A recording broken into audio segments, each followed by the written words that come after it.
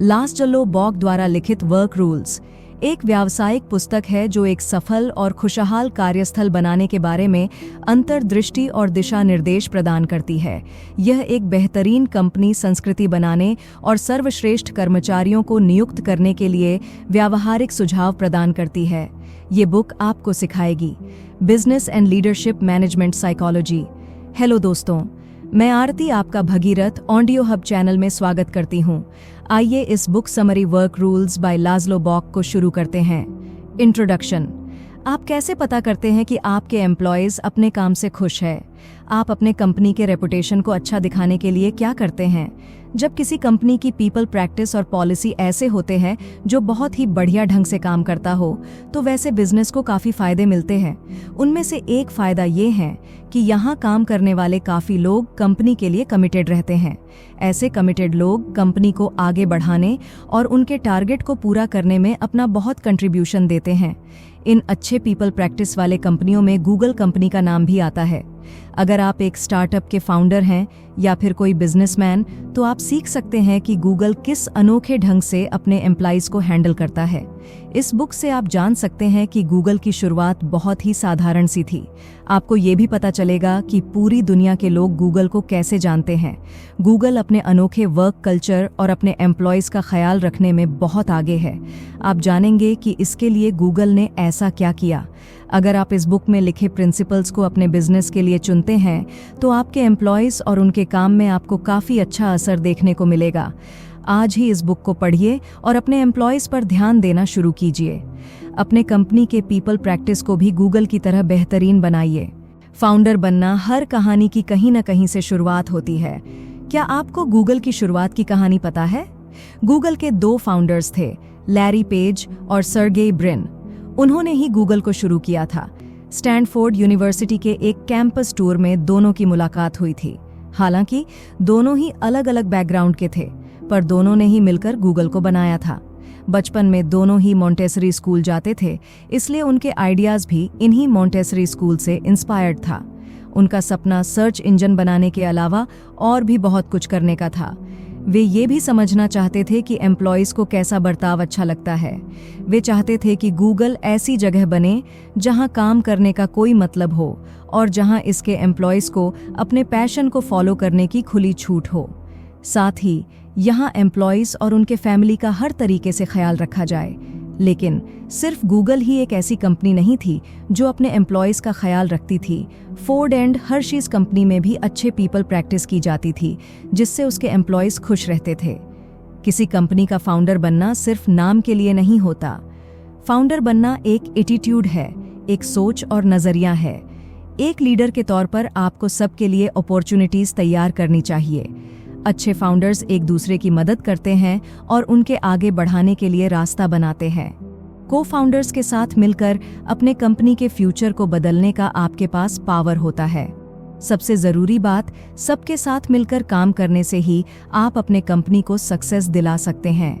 Google के employees हर महीने tech talks host करते हैं, जहां वे सब जमा होकर एक दूसरे से अपने काम के बारे में शेयर करते हैं। गूगल ने अपने एम्प्लॉयज को स्टॉक्स में भी हिस्सेदारी दी है। ऐसा करने वाले कुछ ही कंपनीज हैं जिसमें गूगल भी शामिल है। गूगल के कोशिशों के कारण ही ज़्यादा से ज़्यादा औरतें कंप्यूटर साइंस में अपना इंटरेस्ट दिखा रही हैं और बढ़ावा देने के लिए गूगल ने अपने एम्प्लॉयज को उनके पेट यानी पालतू जानवर को भी ऑफिस लाने की इजाज़त दी। कंपनी ने इसकी शुरुआत करने के लिए अपने 10 एम्प्लॉयज को चुना। गूगल अपने एम्प्लॉयज को फ्री खाना भी देने लगे, जिसकी शुरुआत उन्होंने फ्री ब्रेकफास्ट से किया। 1903 में मिल्टन एस. हर्शी ने सिर्फ हर्शी कंपनी ही नहीं बल्कि पेंसिल्वेनिया में हर्शी शहर की भी शुरुआत की। उन दिनों अमेरिका में 2500 शहर ऐसे थे जो कंपनीज के थे जिनमें एक बार में सिर्फ 3% जनता ही रहती थी। लेकिन मिल्टन एस. हर्शी इन कंपनी शहरों से बिल्कुल अलग शहर बसाना चाहते थे, जहां सड़कों के दोनों तरफ पेड़ लगे हों, सिंगल या 2 फैमिली के एक साथ रहने के लिए ईंट के मकान बने हों, जिनके बहुत खूबसूरत लॉन हो। उनके शहर में सस्ते पब्लिक ट्रांसपोर्ट सिस्टम बने, क्वालिटी पब्लिक स्कूल तैयार हुए और लोगों के एंजॉयमेंट के भी इंतजाम किए।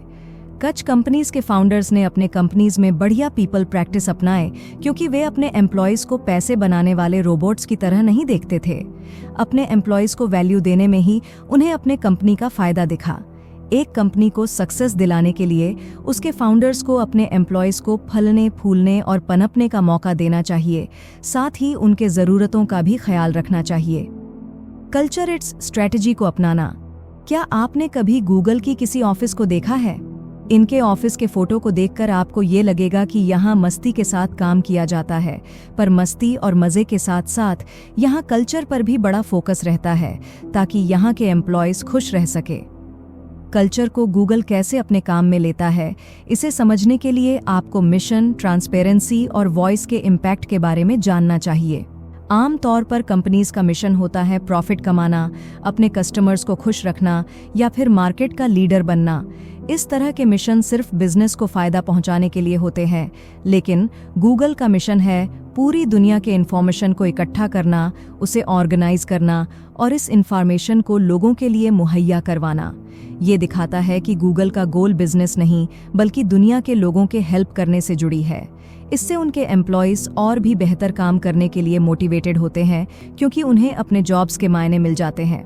गूगल ने अपने सारे इंफॉर्मेशन आर पार दिखने वाली एक शीशे की तरह ट्रांसपेरेंट रखा है। एक नई सॉफ्टवेयर टेक्नोलॉजी गूगल के सारे कोड को पहले ही दिन निकाल लेता है। गूगल के ट्रांसपेरेंट होने की वजह से उसके एम्प्लॉयज अपना काम और परफॉर्मेंस बेहतर कर पाते हैं। किस हद तक ट्रांसपेरेंट रहना है, इसका फैसला तो कंपनीज खुद लेते हैं, पर अगर आप अपने एम्प्लॉयज की कदर करते हैं तो आपको पूरी ट्रांसपेरेंसी रखनी चाहिए। खुली किताब की तरह रहने का मतलब है अपने एम्प्लॉयज और उनके अच्छे जजमेंट पर भरोसा रखना। आखिरी बात, वॉइस का मतलब है कि कंपनी को चलाने में उसके एम्प्लॉयज की राय, उनके ओपिनियन को सुनना। एम्प्लॉयज जब अपनी राय रखते हैं तो कंपनियां अपने लिए बड़े और अच्छे डिसीजंस ले सकते हैं। इसलिए गोल्स के बजाय कल्चर को बढ़ाने में जोर देना चाहिए ताकि आपके एम्प्लॉयज ईमानदारी से काम करें और कंपनी छोड़कर न जाए। हमेशा याद रखिए कि ब्रिलियंट और टैलेंटेड प्रोफेशनल वहीं काम करना पसंद करते हैं जहां उनके काम को मायने मिलते हैं और उनके कंट्रीब्यूशन से कंपनी को फायदा पहुंचता है। गूगल में काम करने वाले लोगों की गिनती हजारों में हो गई, पर कंपनी मिशन पर भरोसा होने के कारण वहां के एम्प्लॉयज एकजुट रहते और मिलकर काम करते थे। अपने मिशन को सच बनाने का एक एग्जाम्पल जो गूगल ने बनाया था वो था 2007 में बनाया गया गूगल स्ट्रीट। गूगल के फाउंडर लेरी पेज ने अपने एम्प्लॉयर्स से पूछा कि मैप में किसी भी जगह को ऊपर से देखने के बजाय क्यों न ऐसे मैप बनाए जिसमें कोई भी जगह वैसी दिखेगी जैसे हकीकत में दिखती है। अब गूगल स्ट्रीट व्यू की मदद से दुनिया के करोड़ों लोग इंटरनेट एक्सेस करते हुए हर इंटरेस्टिंग जगह को खुद देख सकते हैं। एग्जाम्पल के लिए, आप घर बैठे ही पेरिस के आर्क द ट्रायम्फ की खूबसूरती, माउंट एवरेस्ट के बेस कैंप का नज़ारा, गैलापागोस आइलैंड के सी एनिमल्स को देख सकते हैं। आप देख सकते हैं कि कैसे कोई शहर या समुदाय फैलता है और धीरे धीरे सब बदल जाता है। गूगल स्ट्रीट व्यू की मदद से गवर्नमेंट ये तय करती है कि कौन सी जगह किसी काम के लिए सेफ है और उनको अपने रिसोर्सेज को कहाँ कहाँ लगाना चाहिए। गूगल के इस प्रोजेक्ट ने काफ़ी लोगों की मदद की है। इसके अलावा गूगल स्ट्रीट की वजह से गूगल के एम्प्लॉयज भी अपने कंपनी के साथ और भी ज़्यादा इन्वॉल्व हो गए। कैसे? इस कदम ने गूगलर्स को बढ़िया काम करने को प्रेरणा दी और काम के साथ दूसरों की हेल्प करने का भी मौका दिया।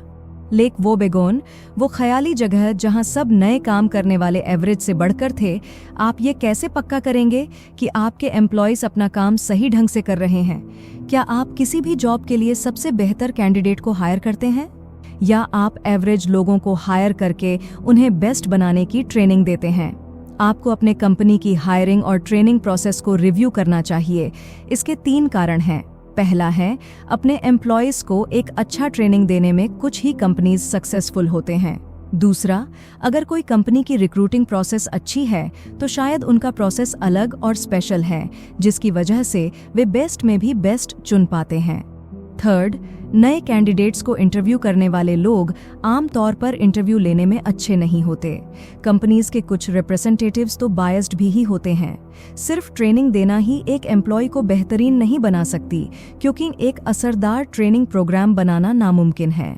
कुछ एक्सपर्ट्स का मानना है कि 90% बार कोई भी ट्रेनिंग एक एम्प्लॉय को लंबे समय के लिए बेहतर नहीं बना सकती। इसलिए क्वालिटी परफॉर्मेंस पाने के लिए कंपनीज जो ट्रेनिंग देते हैं वो पैसों की बर्बादी ही है। एक बात जिस पर ज्यादा जोर नहीं देते हैं वो है रिक्रूटमेंट को इम्पोर्टेंट मानना। कंपनीज को खास टैलेंट वाले लोगों को हायर करने में ज्यादा पैसे लगाने चाहिए, लेकिन ये याद रखना चाहिए कि आपको बेहतरीन एम्प्लॉयज हायर करने में टाइम लगेगा।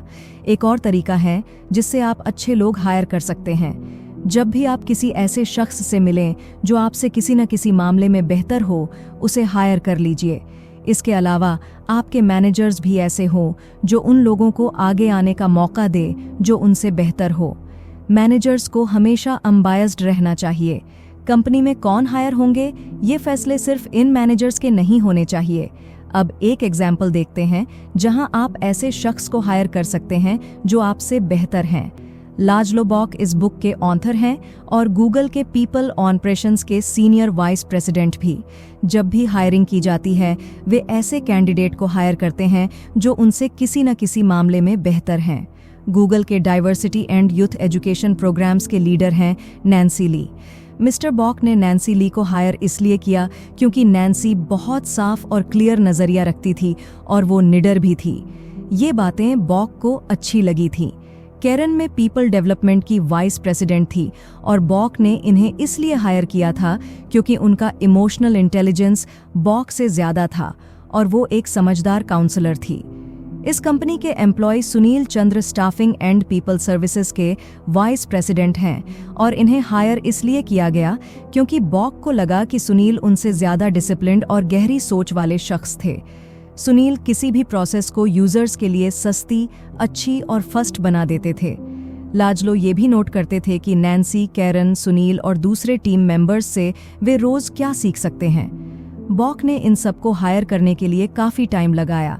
खास टैलेंट वाले कैंडिडेट को हायर करने के प्रोसेस में काफ़ी टाइम लग जाता है। जो भी कैंडिडेट्स आते हैं उनमें से सिर्फ 10% ही टॉप परफॉर्मर होते हैं। इसलिए इन्हें चुनने के लिए बहुत सारे स्क्रीनिंग प्रोसेस और इंटरव्यू होने चाहिए। इनफैक्ट किसी भी इंडस्ट्री के जो भी टॉप परफॉर्मर्स होते हैं वो दूसरा जॉब नहीं ढूंढते हैं, वे तो जहां काम करते हैं वहीं अपने सक्सेस को एंजॉय करते हैं। कोई भी एक्सेप्शनल और खास टैलेंट को हायर करने में टाइम लग जाता है, पर उन जैसों के लिए वेट करना तो बनता है। अपने अंदाजे पर भरोसा मत कीजिए। क्या आप इस दावे पर यकीन रखते हैं कि एक इंटरव्यू के शुरू के 10 सेकंड्स में ही पता चल जाता है कि कैंडिडेट को हायर किया जाएगा या नहीं? अगर एक इंटरव्यू लेने वाला आपको शुरू में ही पसंद कर लेता है तो उसे आपकी और भी कई सारी बातें पसंद आ जाते हैं। उसी तरह अगर इंटरव्यू लेने वाला आपको नापसंद कर लेता है तो वो आपको रिजेक्ट करने के लिए बहाने ढूंढेगा। एक कैंडिडेट को सही तरीके से जांचने के बजाय ज्यादातर इंटरव्यू लेने वाले शुरू में ही अपना एक तरफा मन बना लेते हैं, जिसे कन्फर्मेशन बायस कहते हैं। हर किसी की अपनी खुद की सोच और धारणा होती है। जब एक इंटरव्यूअर इन्हीं सोच के आधार पर कैंडिडेट पर अपनी राय बना लेता है बिना उसे पूरा मौका दिए, यही कन्फर्मेशन बायस है। हालांकि काफी सारे तरीके हैं जिससे एक इंटरव्यू लेने वाले और एक कंपनी ओनर्स के कन्फर्मेशन बायस से बचा जा सकता है। पहला, कैंडिडेट के क्वालिटी के स्टैंडर्ड को बढ़ाइए। एक कैंडिडेट में आप क्या क्वालिटीज ढूंढ रहे हैं उसके बारे में अपनी सोच क्लियर रखें। हायर करने की स्पीड को बढ़ाने के लिए कैंडिडेट के क्वालिटी पर कोई समझौता मत कीजिए। दूसरा, करियर साइट्स और प्रोफेशनल लिंक द्वारा खुद ही कैंडिडेट्स ढूंढिए। तीसरा, बिना कोई पक्ष लिए, बिना किसी के साइड लिए कैंडिडेट्स को टेस्ट कीजिए। कैंडिडेट्स को असेस और टेस्ट करने के बहुत सारे टेक्निक्स हैं। आप इन कैंडिडेट्स को उनके किए हुए काम का सैंपल मांगिए, उनके कॉग्निटिव टेस्ट्स लीजिए और फॉर्मल इनफॉर्मल इंटरव्यू लीजिए। स्टडीज से ये पता चला है कि एक ही तरीके के असेसमेंट करने के बजाय बहुत सारे असेसमेंट्स को मिलाकर कैंडिडेट्स का टेस्ट लेना बेहतर होता है। आखिर में इन कैंडिडेट्स को आपके कंपनी ज्वाइन करने की वजह दीजिए। आप यही चाहेंगे कि आपके कंपनी के साथ उनका पहला एक्सपीरियंस बहुत यादगार रहे। गूगल से रिजेक्ट हुए 80% लोग अपने दोस्तों को गूगल में जॉब के लिए अप्लाई करने के लिए कहते हैं। फीडबैक देना भी बहुत जरूरी है। इसलिए गूगल में इंटरव्यूअर कैंडिडेट के जवाबों को लिख लेते हैं ताकि वे अच्छे कैंडिडेट्स की पहचान कर सके। वैसे गूगल में इंटरव्यू लेने वालों में सिर्फ मैनेजर्स और एग्जीक्यूटिव्स नहीं होते हैं, टीम के पुराने एम्प्लॉयज भी कैंडिडेट्स का असेसमेंट लेते हैं। इसी से यकीन होता है कि गूगल अपने कंपनी में बेस्ट लोग ही लेते हैं जिनमें टॉप परफॉर्मर बनने का पोटेंशियल होता है। 2017 में आर्चबिशप डेसमंड टूटू ने 80 साल पूरे करने पर अपने जन्मदिन पर भाषण देने के लिए दलाई लामा को इनवाइट किया गया था। दलाई लामा और आर्कबिशप टूटू दोनों को नोबेल पीस अवार्ड मिले थे। उनकी मीटिंग हिस्ट्री में एक इम्पोर्टेंट वाकया बनने वाली थी, लेकिन चाइनीज गवर्नमेंट ने बीच में आकर अफ्रीका के गवर्नमेंट को दलाई लामा को वीसा न देने के लिए मना लिया। दलाई लामा अब इस भाषण में शामिल नहीं हो सकते थे, जिससे आर्चबिशप टूटू को बहुत दुख हुआ।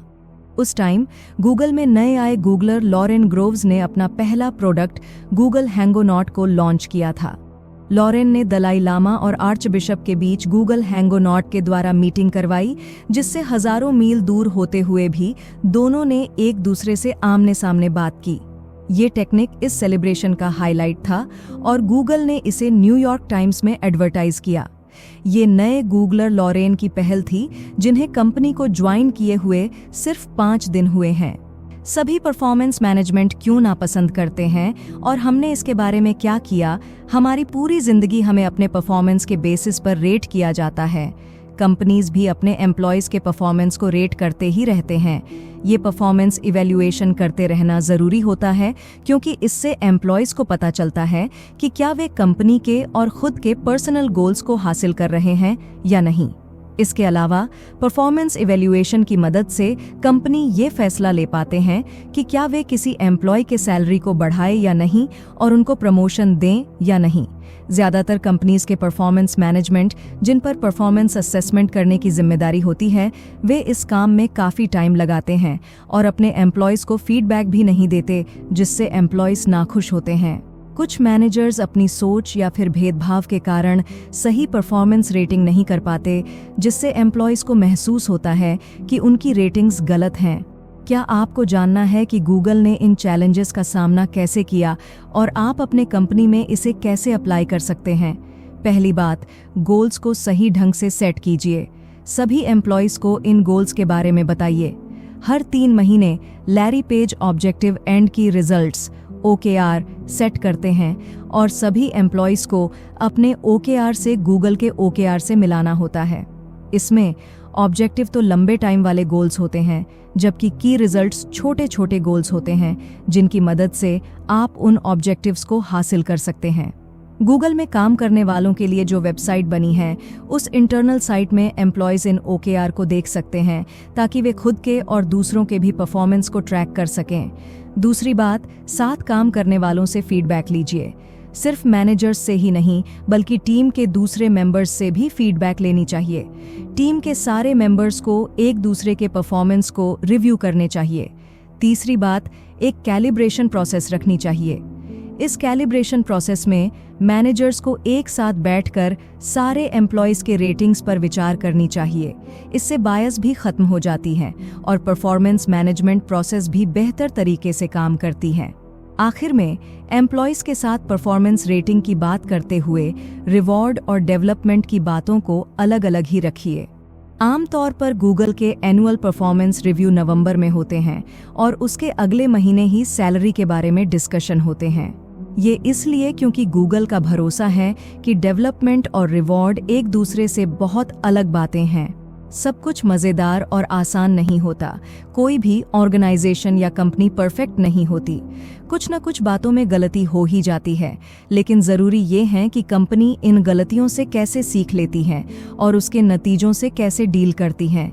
क्या आप भी इस बात को मानते हैं? किसी और कंपनी की तरह ही गूगल ने भी अपने पीपल प्रैक्टिस में गलतियां की थीं। गूगल के लिए चैलेंज ये था कि कैसे वो कंपनी के वैल्यू को बरकरार रखते हुए मुश्किल वक्त में भी अच्छा काम करे। अगर कंपनी में कोई गलती करता है, फिर चाहे वो मैनेजर हो या कोई दूसरा एम्प्लॉय, सबको उस गलती के बारे में पता होना चाहिए। इस तरह ट्रांसपेरेंट रहना बहुत जरूरी है। इससे सबको सिचुएशन के बारे में पता चलता है और ऐसी गलती दोबारा होने से बचा जा सकता है। दूसरी बात जो आपको हमेशा याद रखनी चाहिए वो है अपने हिस्से या हक की चीजों को मना करना। कभी कभी कुछ मिलने पर आपको लगने लगता है कि आप ही सबसे डिजर्विंग शख्स हैं और आपके अलावा कोई उसके लायक नहीं। ऐसा मन में आना बहुत नेचुरल सी बात है, पर इसे जिम्मेदारी और प्रैक्टिस के साथ दूर किया जा सकता है। कंपनी के एम्प्लॉयज को जब भी बेनिफिट दें, उनको जिम्मेदारी का एहसास भी करवाइए। जब भी कंपनी के लिए कोई डिसीजंस लें, सभी को इसमें शामिल कीजिए। जहां से भी मिले सलाह लीजिए। हो सकता है कुछ एम्प्लॉयज बहुत शर्मीले हों और उन्हें अपने ओपिनियन, अपनी राय रखने में हिचक हो। ऐसे लोग पूछने पर भी अपनी राय नहीं बता पाते, लेकिन जरूरी है कि चाहे जितना भी वक्त लगे, कंपनी के पॉलिसी बदलने में या फिर कोई और चेंज में सबकी राय पता करनी चाहिए। जो भी गड़बड़ी होती है उसे ठीक कीजिए। अगर आपके एम्प्लॉयज किसी मुश्किल में हैं, आपको आगे आकर फौरन कोई सॉल्यूशन देना चाहिए। एक बार सब कुछ ठीक हो जाए तो अपनी गलती मानकर सभी को इससे सीख लेने के लिए कहना चाहिए। 2008 में गूगल के एक शेफ ने लंच में एक स्वीट डिश ऑफर किया जिसका नाम रखा गया था free Tibet goji chocolate cream pie with macadamia coconut date crust.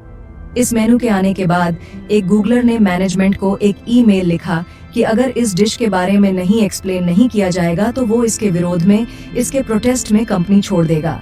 उस दिन शेफ ने स्वीट डिश में जो गोजी बेरीज डाले थे वो तिबेट से आए थे और चूंकि गूगल में सारे डिश फ्री में दिए जाते थे, इसलिए शेफ ने इसे फ्री टिबेट का नाम दिया था। इस नाम से काफी गूगलर्स के बीच पॉलिटिकल बहस हुई थी जो तिबेट का चाइना से फ्री होने को लेकर था। दुख की बात ये थी कि इस वजह से उस शेफ को उसके मैनेजर ने 3 दिनों के लिए सस्पेंड कर दिया था। इस वाकये के बाद लाजलो का गूगल में फ्रीडम ऑफ स्पीच यानी बोलने की आजादी की जरूरत महसूस हुई। उन्होंने सोचा कि अगर गूगलर्स को इतनी छोटी छोटी बातों पर सजा मिलती रहे तो वे कैसे अपनी कंपनी और उसके मिशन पर भरोसा कर सकते हैं। बॉक ने उस शेफ को वापस काम पर बुलाया, जिससे काफी सारे गूगलर्स ने बॉक और मैनेजमेंट का शुक्रिया अदा किया। फ्रीडम ऑफ स्पीच के लिए ये बहुत जरूरी स्टेप था। वैसे किसी बात पर डिबेट करना कोई जुर्म तो था ही नहीं। कंक्लूजन, इस बुक में आपने सीखा कि पीपल प्रैक्टिस क्यों इतना जरूरी है और इसका एम्प्लॉयज को खुश रखने में क्या कंट्रीब्यूशन है।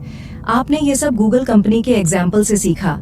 आपने जाना किसी कंपनी के फाउंडर होने के नाते लोगों को पनपने और आगे बढ़ने के अपॉर्चुनिटीज देने की जरूरत होती है। आपने ये भी जाना कि किसी कंपनी में कल्चर रखने के क्या फायदे होते हैं। कंपनी का मिशन सिर्फ प्रॉफिट कमाना या कस्टमर्स को बेस्ट सर्विस देना नहीं है। इनके कुछ मोरल रिस्पॉन्सिबिलिटीज यानी नैतिक जिम्मेदारी भी होते हैं, जिससे यहाँ काम करने वालों को अपने काम के साथ ये भी एहसास होता है कि वे समाज के लिए कुछ अच्छा कर रहे हैं। ऐसा करने पर एम्प्लॉयज को अपना काम बोझ जैसा नहीं लगेगा। आपने ये भी जाना कि ट्रेनिंग के बजाय आपको रिक्रूटमेंट में पैसे लगाने चाहिए। खास टैलेंट वाले लोगों को हायर करने में टाइम लगता है, पर जितना भी टाइम लगे वेट करना फायदेमंद है। लोगों को आपके कंपनी को ज्वाइन करने के कारण दीजिए। इसके अलावा आपने सीखा कि एम्प्लॉयज के परफॉर्मेंस को रेट करने के लिए सिर्फ मैनेजर ही की नहीं, बल्कि साथ काम करने वालों की भी राय लेनी चाहिए। अप्रेजल या सैलरी बढ़ाने के मामले में सही फैसला लेने के लिए टीम के सभी लोगों को शामिल करना चाहिए। आखिर में आपने ये जाना कि पीपल मैनेजमेंट में गलती हो जाने पर कैसे सबके सामने अपनी गलती को मानकर उसे सुधारना चाहिए। ऐसा करने पर कंपनी के बाकी लोग भी इस गलती से सीखेंगे और इसे कभी नहीं दोहराएंगे। सबका लीडर बनना एक बड़ी जिम्मेदारी है। क्या आप भी लीडर बनकर इस चैलेंज का सामना करने को तैयार हैं? ये बात सही है कि किसी कंपनी के सारे लोगों को मैनेज करना आसान नहीं। आपके आगे बहुत सारे मुश्किलें आएंगी, खासकर तब जब आप अलग अलग माइंडसेट के लोग, उनके अलग पर्सनैलिटी और अलग अलग बैकग्राउंड को हैंडल करेंगे। लेकिन आपको हमेशा ये याद रखना है कि आप भी एक लीडर हैं और बिना कारण लीडर नहीं बने हैं। दूसरों के लीडर बनना सिर्फ पावर और अधिकार की बात नहीं है। इसके साथ आपको दूसरों को आगे आने का मौका देना चाहिए और उनको उनकी मंजिल तक पहुंचने में भी मदद करनी चाहिए। हमेशा याद रखिए कि किसी भी ऑर्गेनाइजेशन में उसके एम्प्लॉयज एक बहुत जरूरी हिस्सा होते हैं, इसलिए अपने सक्सेस के रास्ते में इनको साथ ही लेकर चलिए। तो दोस्तों, आपको आज की हमारी ये बुक समरी कैसी लगी? नीचे कमेंट करके जरूर बताएं और इस बुक समरी को अपने दोस्तों के साथ शेयर जरूर करें। धन्यवाद अपने कीमती समय को हमें देने के लिए। अपने जीवन में बढ़ते रहिए और खुश रहिए। Wish you all the very best.